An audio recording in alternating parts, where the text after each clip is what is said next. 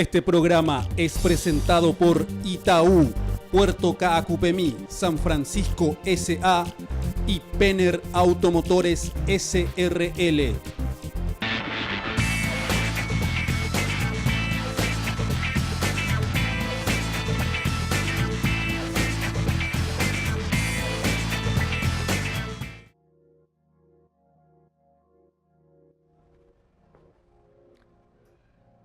Buenas noches, bienvenidos a una emisión de más de MF en Pro.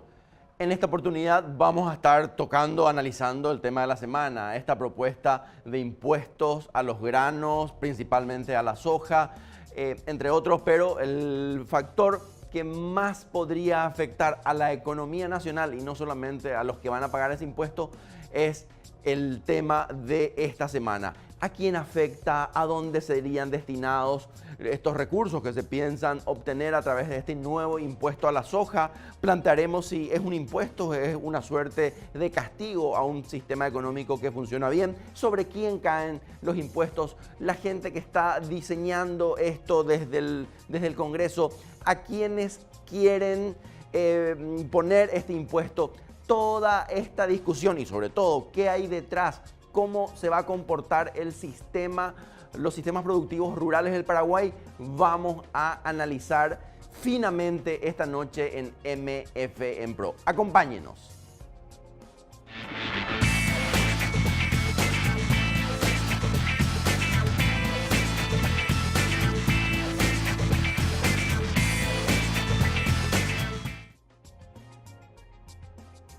Nuevos impuestos a la actividad agrícola, principalmente a la soja. Esto que se sucede semestralmente, anualmente, a veces trimestralmente, estas propuestas de agregar un nuevo impuesto a la soja. Reminiscencias regionales quizás del tiempo de los Kirchner, cuando grabaron a la soja principalmente y a los demás rubros con tasas de hasta el 35% a la exportación de granos. ¿Paraguay va a seguir este camino? ¿Cómo afecta y cuánto golpea este hipotético impuesto?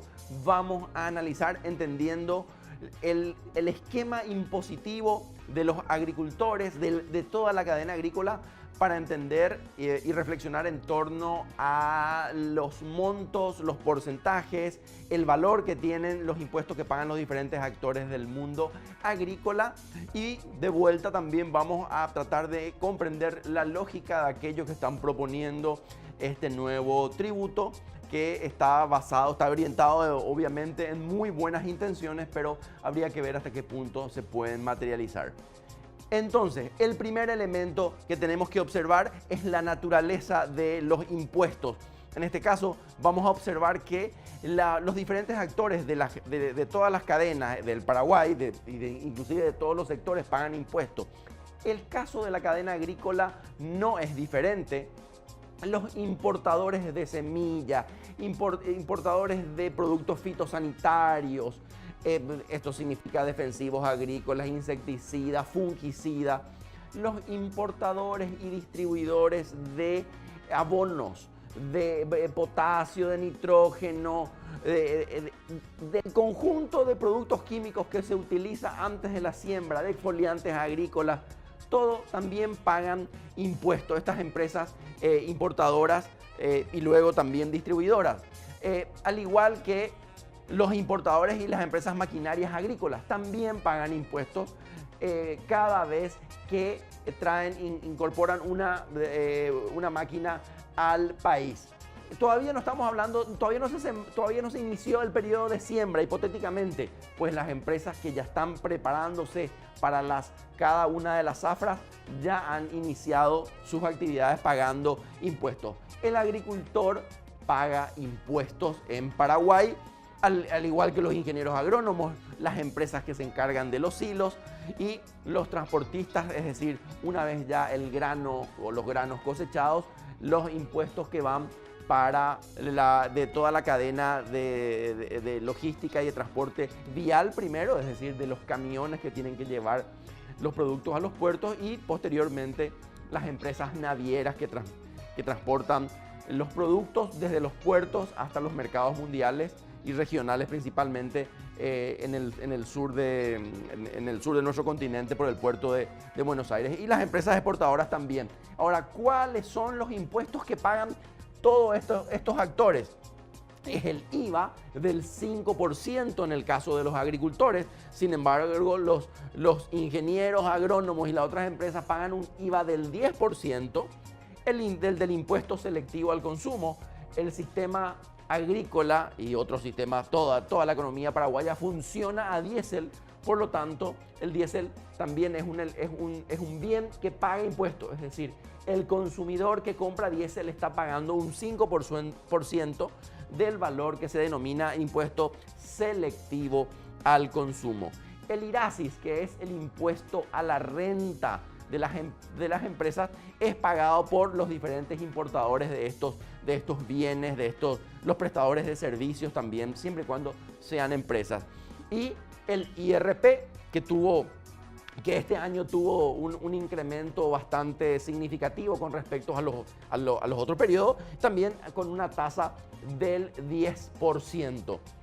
Esto es muy, muy importante porque, sobre todo los conceptos, tanto el IRASIS como el IRP, son impuestos sobre las ganancias. Sin embargo, parecería ser que la toma de decisiones para intentar gravar a la cadena agrícola, en este caso principalmente a la soja, tendría una justificación de que la facturación es por miles de millones de dólares. Y en efecto, las exportaciones del sector, como vamos a ver, del sector agropecuario, son de alrededor de 3.000 millones de dólares. Es el valor de las exportaciones, pero no significa que esos 3.000 millones de dólares sean una ganancia pura para todos los miembros de la cadena.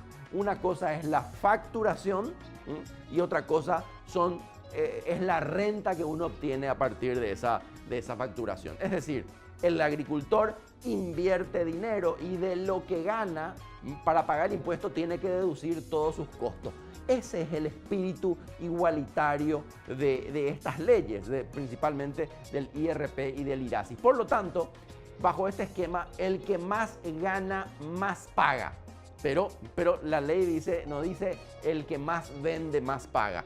Dice el que más gana, más paga. Entonces, este esquema se respeta gracias a estas leyes de la renta, que son impuestos sobre la renta a una tasa del 10%, que sí pueden ser discutibles y administrables y pueden pensarse inclusive hasta qué punto tendrían que tocarse esas tasas. Pues son discusiones coherentes y que tendrían sentido. Sin embargo, el espíritu de gravar con un nuevo impuesto, crear un nuevo impuesto, además de estos impuestos que paga el sector agropecuario, parece no tener una lógica económica. Quizás pueda tener algún otro tipo de justificación, pero en términos económicos esto es bastante sensible y puede desvirtuar este esquema. Entonces, como primer elemento de reflexión en torno a los impuestos del sector agropecuario es que sí se paga impuestos. Y insisto, se puede discutir que los impuestos sean bajos, que sean altos en algunos aspectos, que se puede discutir algunas cosas, otras no se pueden discutir, como por ejemplo cuando se justifica estas propuestas de nuevos impuestos porque el sector gana mucho y en realidad factura mucho y si gana mucho está bien porque va a pagar el impuesto a la renta en función a lo que gana. Es decir, está precautelada esa lógica de que el que gana más paga más con estos esquemas que han sido introducidos a la estructura de recaudación de impuestos del Estado paraguayo. Pero vamos a ver un poco más cuáles son estos rubros los que van a estar concernidos por este nuevo impuesto. Principalmente, en este caso, es la soja. En otros intentos de años anteriores, la generación del nuevo impuesto iba a abarcar a todos aquellos granos que se exporten en estado natural. Estas son las zonas de producción de soja. Se puede percibir en qué departamentos están más focalizados, en Itapúa, en Alto Paraná, en Canindeyú, pero también una parte en Cazapá, en Caguazú. Tenemos algunas zonas productivas también en el departamento de Amambay e incluso en el tradicional departamento de ganadero de Misiones e incluso algunas manchas también en el departamento de San Pedro. Es decir, son sistemas productivos que se encaran en diferentes zonas del país. Y la lógica es de un impuesto directo a la exportación en grano natural como incentivo a la industrialización de la soja en Paraguay y la no exportación de un bien en estado natural que va a ser a quienes le van a agregar el valor fuera del Paraguay. Conviene recordar en este aspecto que los sistemas de comercialización de soja en el mundo son muy específicos. El que compra soja no puede comprar solamente soja en grano, porque el vendedor le dice, te voy a vender soja en grano, pero también me tenés que comprar aceite de soja, es decir, soja ya procesada y con agregación de valor, y harina de soja, que es lo que esa masa que queda de soja una vez que se hace el crushing, que se hace con una prensa, se presionan los granos para extraer el aceite. Entonces, bajo el mecanismo de exportación de grano en estado natural, obviamente eso no se puede porque Paraguay ya se ha dotado, mediante inversiones del sector privado, en varios casos de multinacionales, de una capacidad de crushing o de procesamiento de soja que lo hace un gran exportador también de aceite y de torta o de harina de soja. En este caso estamos hablando del proyecto de ley que todavía, obviamente, como todos sabemos, puede sufrir modificaciones, alteraciones en el proceso de discusión. Está focalizado principalmente sobre la exportación de soja en estado natural, del grano en estado natural, y con una tasa del 15%, es decir, al productor le va a costar más caro un 15% o de su renta directa se va a disminuir un 15% por la exportación de este rubro, que es el más importante, el más dinámico para la economía paraguaya. Tenemos también otros rubros como el maíz, que podemos observar en el mapa. Está también bastante diseminado en la región oriental con una focalización, obviamente aquí cuando vemos los círculos más oscuros nos estamos refiriendo a zonas de rendimiento más alto, y obviamente cuando el círculo más grande nos está hablando de que el distrito, porque cada círculo corresponde a un distrito, el distrito tiene una superficie mayor, y podemos observar cómo hay maíz casi en todos los departamentos. Y un detalle no menor es que la producción o la productividad del maíz, es decir, aquellos círculos oscuros, están en las zonas que trabajan y que protegen los suelos, mientras que las regiones tradicionales de la agricultura familiar campesina con suelos más degradados obviamente tienen que enfrentar a rendimientos menores. En principio la ley no establece un impuesto sobre el maíz, pero nos parece muy importante romper también el mito del sojero. Es decir, hay una serie de desconocimientos en torno al sector productivo, al sector agrícola, que hacen que nos refiramos solamente al productor agrícola identificándolo por uno de sus rubros, cuando en realidad tiene tres: la soja, el maíz y el trigo. Vamos a una pausa ahora y luego continuamos analizando los posibles impactos de un nuevo impuesto al sector agrícola.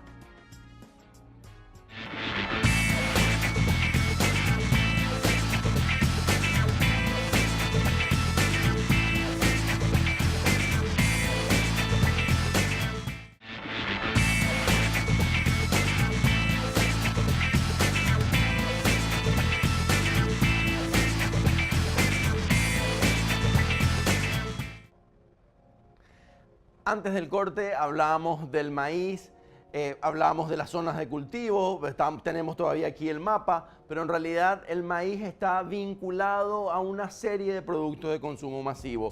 Pensemos en el pollo, pensemos en el chipaguazú, en la sopa paraguaya, en el almidón, es decir, varios subproductos que están muy vinculados al consumo. Un impuesto al maíz puede tener su impacto y su significancia en el resto de los productos y va a afectar notoriamente a la canasta familiar. Un aspecto debe ser aclarado. El impuesto por sí no está mal y conforma una de las herramientas más utilizadas por los gobiernos, por los estados, mejor dicho, para recaudar impuestos. Lo que debe ser analizado finamente es si ese impuesto va a ser lo suficientemente inteligente para que siga igual, a partir de este costo, siga generando incentivos para la producción. Porque hemos visto en algunos países vecinos, específicamente en Argentina, donde estos impuestos terminaron generando desincentivos para la producción y la capacidad productora, exportadora y el ingreso de divisas se vio resentida en Argentina. También hablamos del trigo. Decíamos antes de la pausa que no existe el sojero.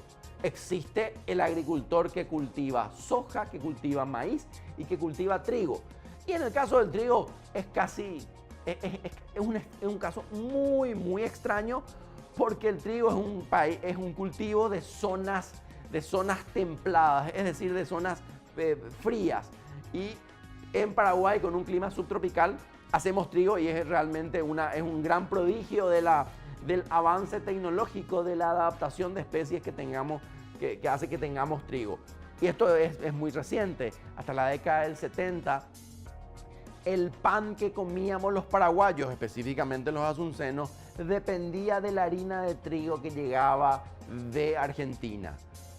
Unos problemas en los transportes, un bajo calado en los niveles del río Paraguay y Paraná, hacía que los paraguayos nos quedemos sin harina y por lo tanto sin pan. Estos problemas han sido resueltos. Hoy producimos la cantidad suficiente de trigo para abastecer la demanda interna y además nos convertimos en unos exportadores de trigo. Y cuando hablamos de exportadores de estos cultivos, hacemos referencia a la cantidad de dólares que ingresan a la economía provenientes de estos cultivos. Entonces, es muy probable que cualquier impuesto nuevo, además de los que sí ya pagan los agricultores y todos los demás eslabones de la cadena agrícola, pueda afectar sensiblemente a estos sistemas productivos y terminen afectando no solamente a estos actores, sino a otras cadenas fuera de la agrícola, como estábamos nombrando antes, todas las cuestiones industriales vinculadas a la producción de alimentos a partir de estos bienes. Otro elemento que está candente y presente en toda la discusión en torno a la problemática de la agricultura, principalmente tecnificada, una suerte también de reclamo, de reivindicación nacional y nacionalista incluso, es que la mayoría de los agricultores que van a sufrir o que van a tener que pagar este nuevo hipotético impuesto son agricultores brasileños. Son ideas que se crean desde Asunción principalmente y lastimosamente se han instalado de forma sostenida en la sociedad. Sin embargo, si vamos al dato frío y objetivo de las mediciones del último censo agropecuario, observamos que en el país hay alrededor de 270.000 agricultores, de los cuales 267.000 son de nacionalidad paraguaya y solo 8.954 son brasileños, que en el mapa son los del semicírculo, rojo. Por ejemplo, en un distrito, el distrito del Paraguay, que tiene la mayor cantidad de propietarios brasileños, se sitúa en el departamento de Canindeyú y tiene 676 propietarios brasileños en un distrito. Entonces, esto hace un total de 8.900. Y esto da para pensar. Recordemos que el proceso de migración brasileña a Paraguay, que se inicia tímidamente en los 70, en los 80 y que gana mucha fuerza en la década del 90, llegó inclusive a Paraguay a recibir alrededor de 400.000 brasileños que vinieron a poblar la zona este de la región oriental. Pues bien, de esos migrantes, de esos agricultores que han llegado en los últimos 40 años, de esos 400.000, solamente hay 8.900 que siguen siendo brasileños. El resto, sus descendientes, sus hijos y sus nietos, por haber nacido en Paraguay, tienen la nacionalidad paraguaya, independientemente del idioma que hablen y evidentemente, más allá de las características físicas, aunque sean rubios, ojos azules, es decir, que sean un poco diferentes a lo que somos los paraguayos de la zona central. También es un elemento importante, me parece, para aclarar que aquellos a quienes llamamos brasileños o aquellos a quienes llamamos brasiguayos son en su gran mayoría paraguayos nacidos en Paraguay, es decir, paraguayos con todos los derechos, y esto es un ejercicio también muy profundo que estamos llamados a hacer todos los paraguayos para asumir nuestras múltiples identidades. Hemos recibido inmigrantes canadienses en el Chaco, los colonos agrícolas de Loma Plata. Hemos recibido inmigrantes rusos, inmigrantes que han pasado por China. Estoy hablando de los menonitas siempre que llegan al Chaco.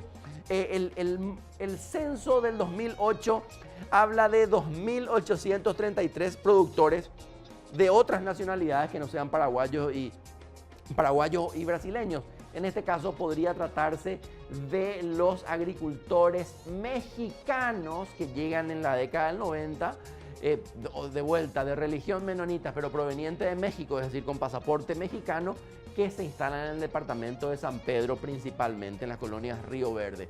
Entonces, y también, ¿por qué no?, asumir la migración japonesa, checa, polaca, alemana en el departamento de Itapúa y que hoy forman parte de la cultura paraguaya y de su economía. Entonces, esto me parece que es muy relevante, más allá de los problemas o de las debilidades o de los desafíos que tengamos en términos de integración o de convivencia, que casi siempre son percibidos desde Asunción, pero no desde las propias zonas.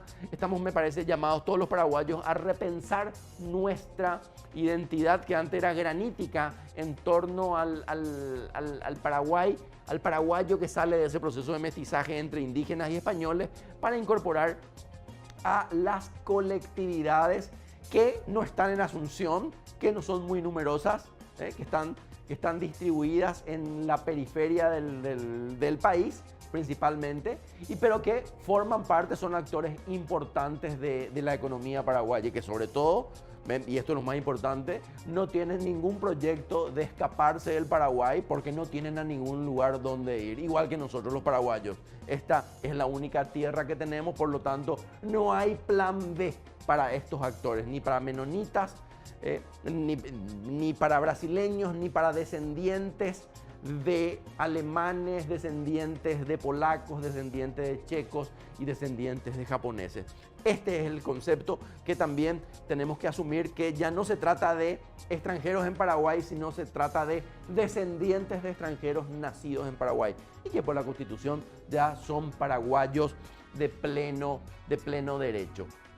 Entonces, otro elemento importante que tenemos que analizar cuando uno observa la justificación de esta nueva ley que quiere crear un impuesto que no estaba antes, un nuevo impuesto, es la justificación.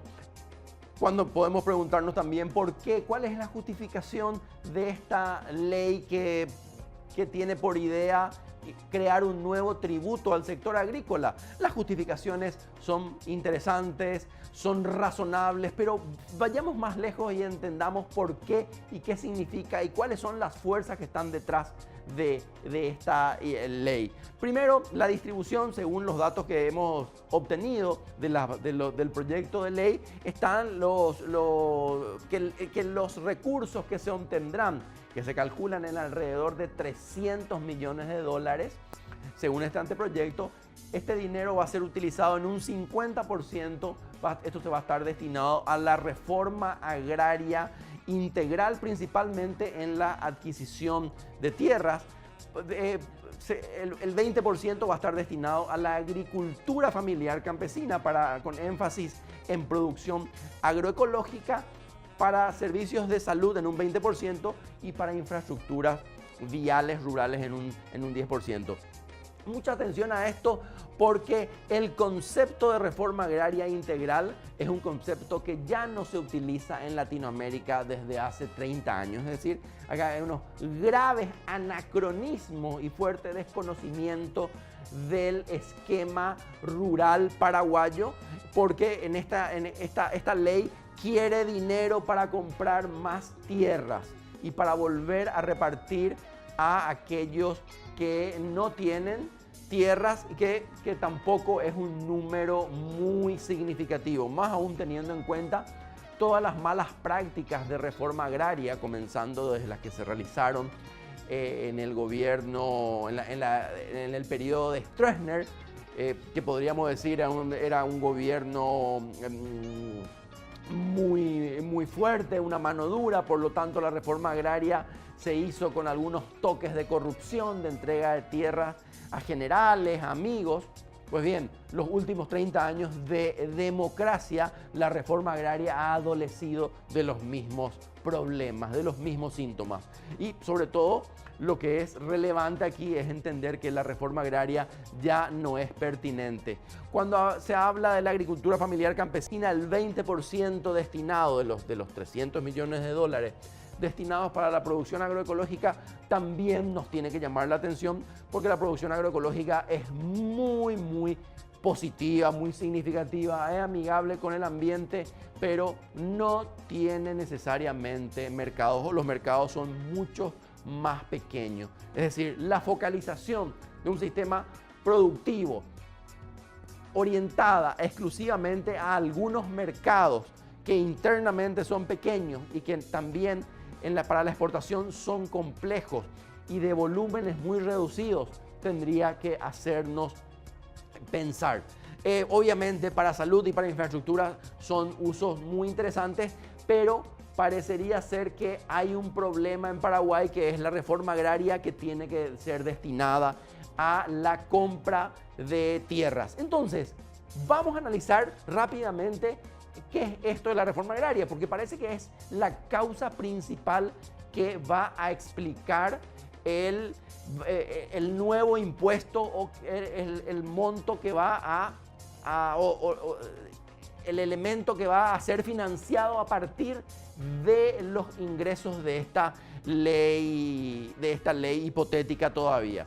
Recordemos que la reforma agraria, diseñada en la década de 1960, implementada por varios países de América Latina, era una política pública que estaba destinada a ocupar el espacio periférico vacío y volver cultivable tierras incultas. Estoy utilizando términos de ese periodo, donde tierras incultas eran aquellas tierras que no estaban en producción, y los estados necesitaban generar, las economías de los diferentes países necesitaban poner en producción estas tierras periféricas.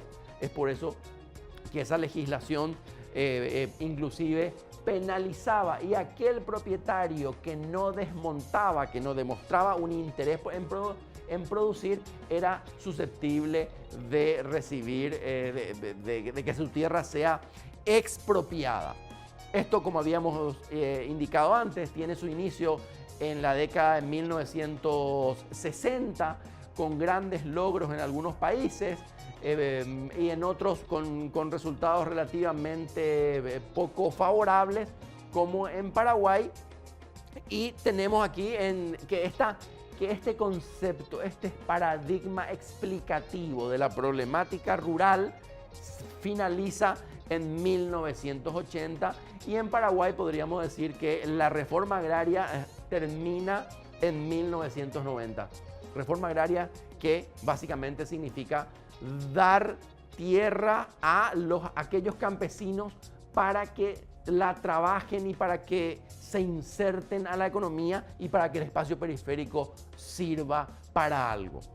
Vamos a una pausa y continuamos a la vuelta comprendiendo cuáles son los factores y los intereses que están detrás de este nuevo impuesto a la actividad agrícola.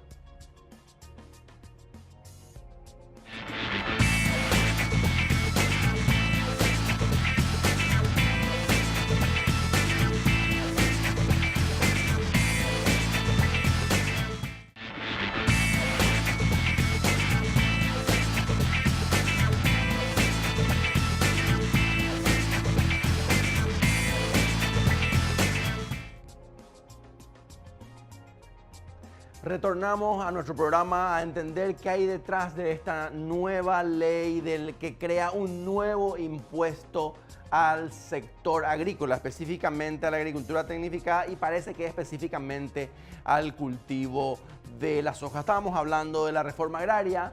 El dinero recaudado con este impuesto va a ser destinado a una herramienta que se dejó de utilizar en América Latina hace 30 años.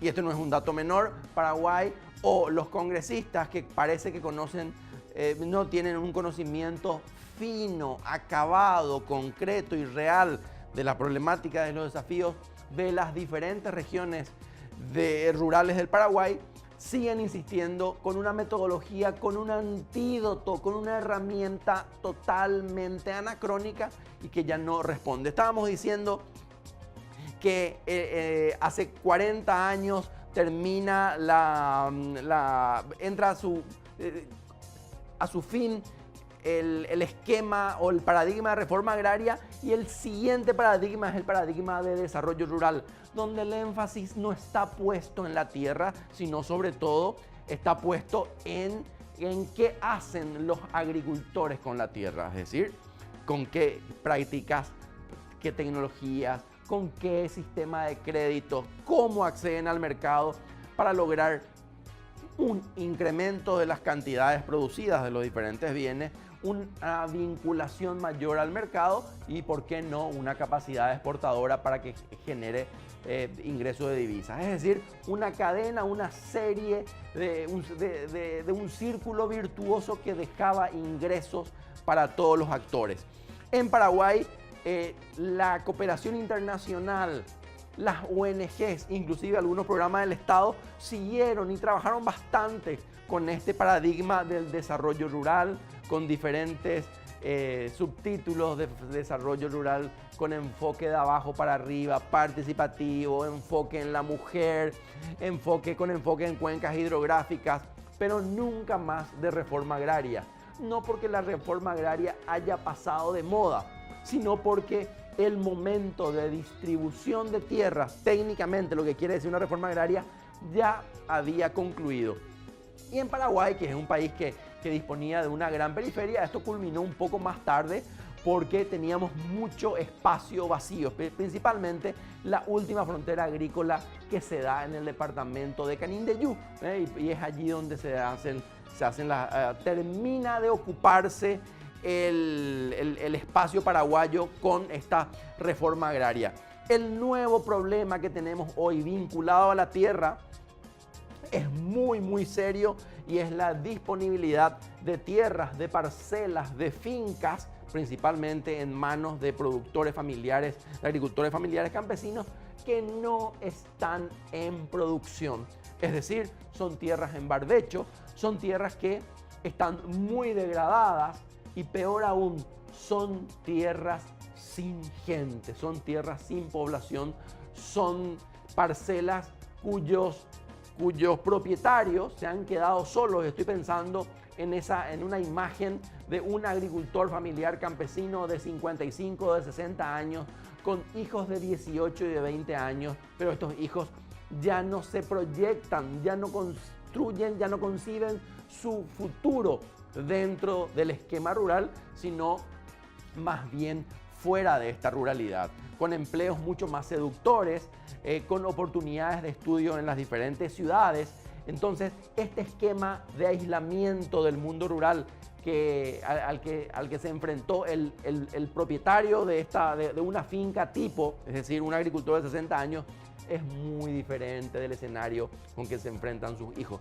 Por lo tanto, ya empezamos a observar parcelas o explotaciones en manos de productores campesinos que tienen solamente 2 personas con capacidad de trabajo, y como el sistema no es mecanizado, obviamente no hay una capacidad de producir la totalidad de tierra disponible. Por lo tanto, hay tierra ociosa en manos de productores y de agricultores familiares campesinos. Esto es fácilmente observable en los departamentos de Cordillera, de Paraguarí, incluso un poco en el departamento de Guairá y Caguazú en algunas zonas. Estamos hablando de un proceso que no es obviamente lineal ni uniforme, pero son fenómenos que comienzan a ser percibidos con fuerza.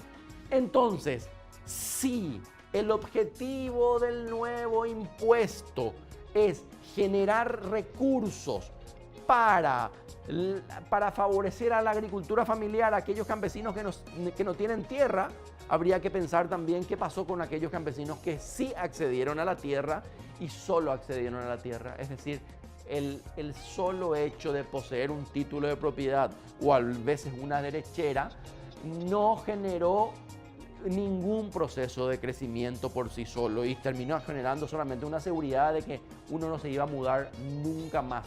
Pero crecimiento productivo, desarrollo social para esa comunidad campesina no se creó necesariamente. Peor aún, nuestros niveles como economía, nuestros niveles de importación de frutas, naranjas que vienen del Uruguay, papas, cebollas que vienen de Argentina, ajos, el ajo que usted va a comer hoy o que va a comer en esta semana, señora, señor, viene de China. Es decir, múltiples oportunidades productivas que tenemos para producir para nuestro mercado interno que no tiene aduanas.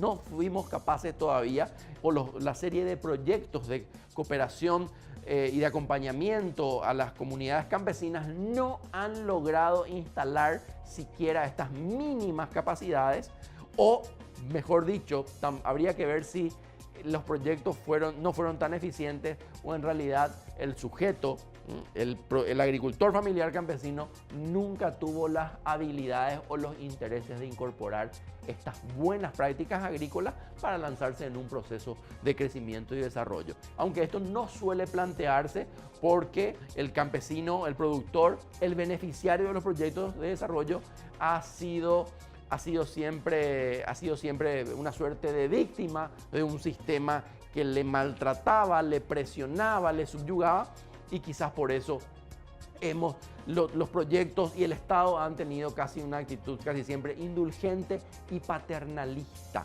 muy poco exigente en términos de resultados.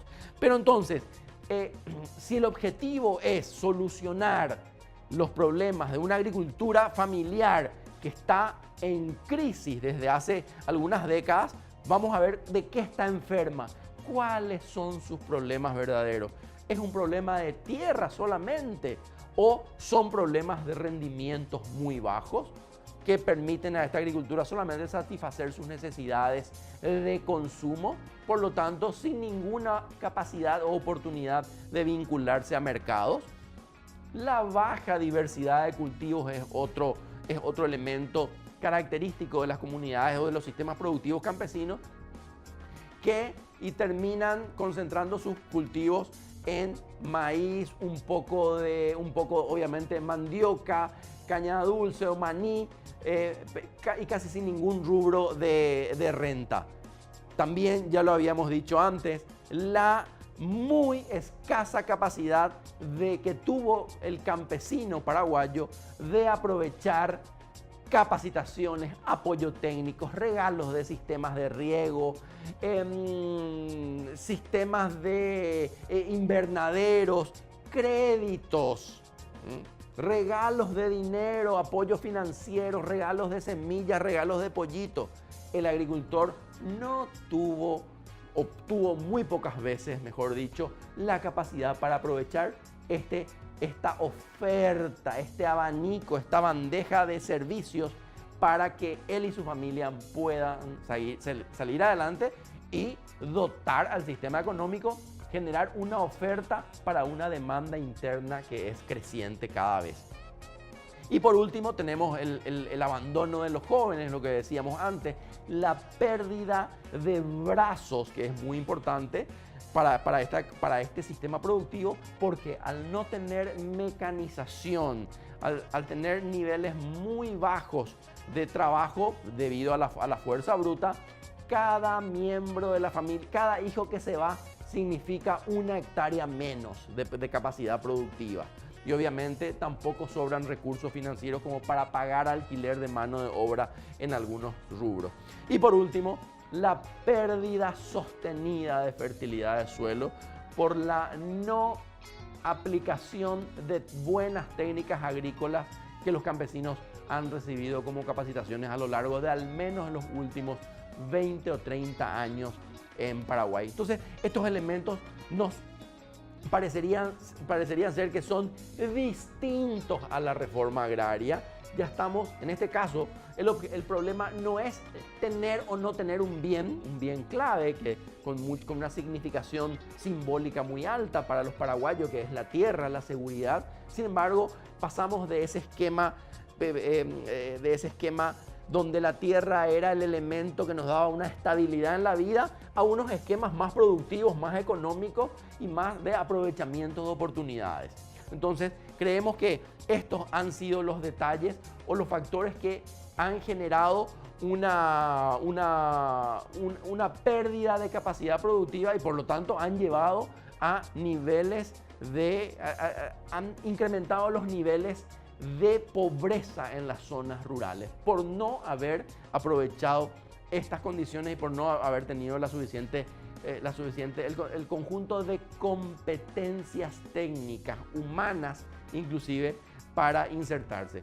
Podríamos decir en pocas palabras que la transición de un mundo precapitalista que estaban acostumbrados los agricultores familiares campesinos en los últimos 4 siglos, esa transición de un mundo precapitalista a un mundo, por llamarlo de alguna forma, capitalista, donde hay mercado, donde hay demanda, donde hay mayor niveles de exigencias. Parece que esa transición no ha sido fácil, ha sido bastante complicada y todavía no está resuelta. Es más, algunos todavía insisten en que el campesino tiene que vivir en una suerte de museo cultural desvinculado del mercado para precautelar sus sistemas tradicionales de vida. No hay ningún elemento en contra de este concepto, de esta afirmación, pero recordemos que los niveles de consumo de las familias campesinas se han diversificado y se han incrementado bastante. Hoy necesitan, como usted señora, como usted señor, necesitan dinero para cargar el celular, necesitan dinero para cargarle combustible a las motos. Hay una nueva demanda por productos, por servicios. Y esta transición de una economía de circuito inferior a una economía de circuito superior necesariamente nos lleva a las actividades económicas de mayor envergadura. Vamos a una pausa y seguimos analizando la problemática esta vez del sector agrícola y cómo esto lastimosamente no se puede solucionar con una reforma agraria anacrónica y menos aún con impuestos a aquellos esquemas que funcionan bien.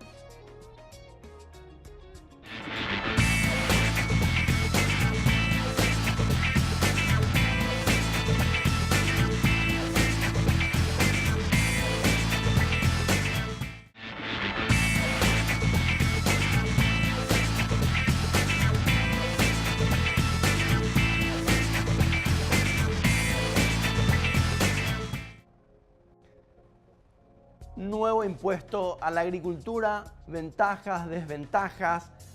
La raíz filosófica de este impuesto parece ser el impulso a aquellos sectores de la economía agrícola que no se han beneficiado de un crecimiento. Por eso esta lógica de que los grandes le ayuden a los chicos parece bastante coherente. Sin embargo, como hemos observado, tendríamos que preguntar a los chicos si quieren ser impulsados o si están en condiciones favorables para experimentar un proceso de este tipo.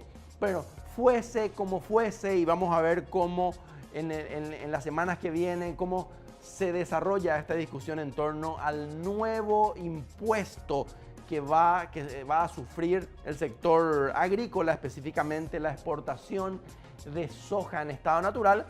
La oportunidad es interesante para repensar en las cosas que están pasando en el sector agrícola, en los territorios rurales, y sobre todo en esto de que la nueva discusión teórica regional ha denominado nueva ruralidad. En Paraguay, el IICA, el Instituto Interamericano de Cooperación para la Agricultura, ha sido el que mayor ha avanzado en esta discusión y ha mostrado nuevos caminos, porque el espacio rural no se utiliza sola y exclusivamente para la producción agrícola. Es un espacio de vida, es un espacio de instalación de industrias, es un espacio de actividades turísticas, es un espacio donde hay áreas protegidas, es decir, un espacio mucho más complejo, pero dentro de una lógica de generación de valor y de incorporación a cadenas de valor o de participación en el resto de la vida económica y social de un país. Es decir, algo tiene que pasar en las zonas rurales. Entonces, vamos a dejar a un lado la cuestión impositiva, creemos ya haberla abordado bastante, y vamos a repensar este mundo rural paraguayo con respecto a los dos esquemas principales agrícolas, al menos, que es el de la agricultura tecnificada y de la agricultura familiar campesina. ¿Qué vemos en esta agricultura tecnificada? Que por más de que hoy parezcan exitosos, estábamos hablando de unas exportaciones totales de alrededor de 3.000 millones de dólares. Es muchísimo dinero. Parecería ser que este esquema, que suele ser caracterizado como eficiente, moderno, innovador, activo, igual, a pesar de todo esto, tiene tareas que hacer para incrementar productividad. Los agricultores tecnificados tienen que seguir haciendo el esfuerzo de seguir las normas técnicas, las recomendaciones técnicas al pie de la letra, modificar sus patrones tradicionales agrícolas, porque pierden mucho, o mejor dicho, dejan de ganar por pérdidas que tienen en el mal manejo de sus cultivos. Mejorar el manejo del negocio, hay que intensificar la producción, hay que aprovechar. Los agricultores tecnificados están llamados a hacerse mucho más tecnológicos, y cuando decimos tecnológicos no estamos hablando de que se compren un satélite, nos referimos simplemente a que puedan incorporar técnicas de manejo mejorado de cultivo, que utilicen las herramientas disponibles que tienen de agricultura de precisión, que hagan los ajustes gruesos y los ajustes finos.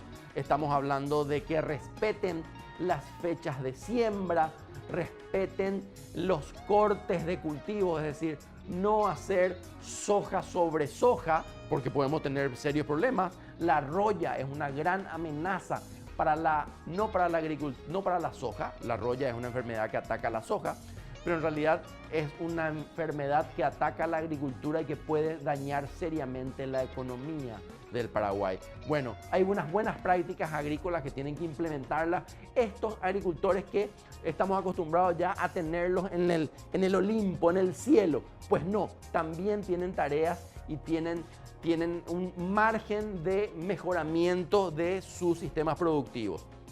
Y también integrar cadenas de valor. Cuando decimos integrar cadenas de valor, nos estamos refiriendo a que se dinamice, se intensifique la creación de otros productos que tengan como origen la producción agrícola. Estoy pensando en la producción de cerdos, en Itapúa, por ejemplo, en Upiza, o con otras iniciativas que los cerdos son producidos con los granos de maíz y de soja que también son producidos en la zona. El objetivo es vender proteína, perfecto, pero proteína animal que está mucho más valorada que la proteína vegetal. Esos circuitos, la producción de pollos también es un elemento, es otra oportunidad. Sin embargo, por más de que contemos con granos, es decir, principalmente soja y maíz, para montar cadenas avícolas de cría de aves, tenemos que hacer frente al contrabando de un país como Brasil, que es uno de los principales productores y exportadores de carne de pollo. Por lo tanto, tenemos que resolver algunas cuestiones fronterizas para esto, pero sigue siendo una opción muy interesante la integración de cadenas de valor. Y por el lado de la agricultura familiar campesina, también obviamente tenemos serios desafíos. Tenemos que principalmente aprovechar la demanda de productos que nos hace el mercado interno. Los paraguayos, por ser más en cantidad, consumimos más tereré, tomamos más mate, le ponemos mayor cantidad de remedios yuyos. Esos remedios yuyos tienen que ser cultivados.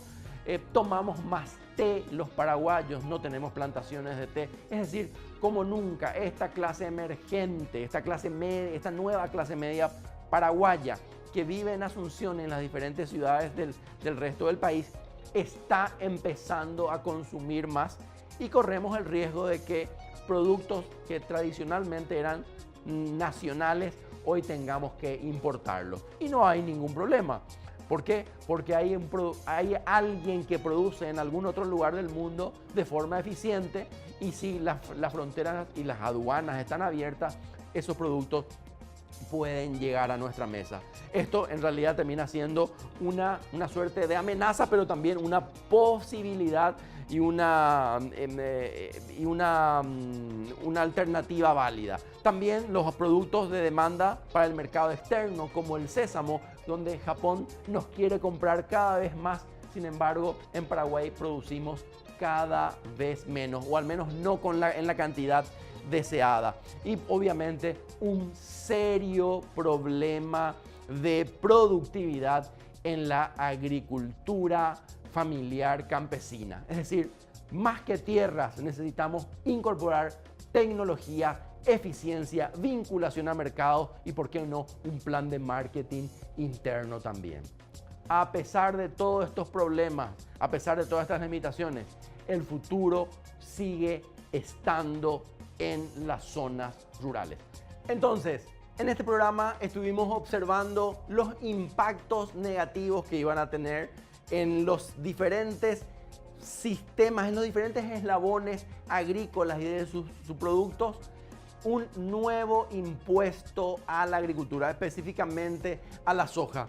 Es más, desnudamos también algunas ideas no apropiadas o algunas ideas, insisto, anacrónicas de la resolución de las problemáticas y las potencialidades de un segmento de la población rural, en este caso la agricultura familiar campesina, que tiene mucho para avanzar, pero requiere de unas transformaciones internas muy significativas. Finalmente, y para concluir, los impuestos no son malos en la medida de que no creen incentivos negativos para los jugadores de este circuito o de cada esquema productivo. Muchas gracias por acompañarnos y será hasta otra oportunidad.